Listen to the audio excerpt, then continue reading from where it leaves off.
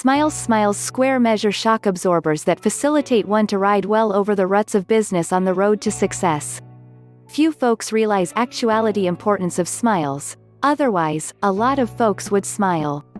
From the top of an institution to the smallest amount necessary worker, smiles have values that build them well. Value cultivating. Associate employer's smile helps to convey to the out aspect world the impression that he's successful in business, which impression counts materially together with his business relations. To those whom he employs, the employer's smile aids in making enthusiasm, stimulating loyalty and, hence, strengthening cooperation. The smile of a clerk has abundant attrito with creating sales. The smile of a vendee might gain particular attention from a clerk.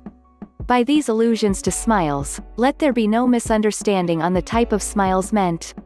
These square measure the grins of pleasantness, of human sympathy, not surface grimaces, nor unimportant facial contortions, nor vain and self-conscious posings.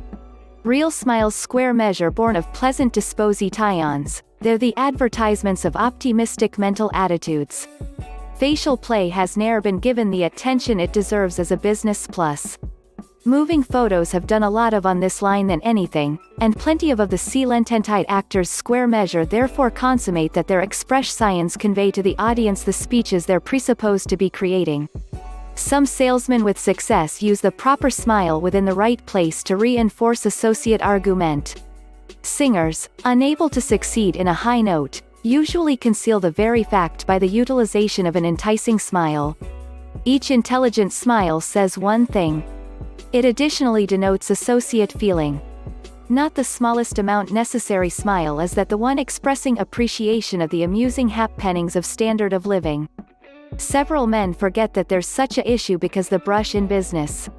To those men business may be a unceasingly serious proposition, not a game, however a battle.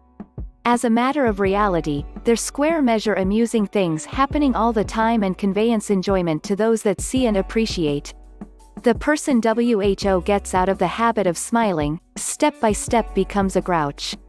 Here is that the fable of the grouch. Once there was a person who said, "I don't love the work I actually have to try to do.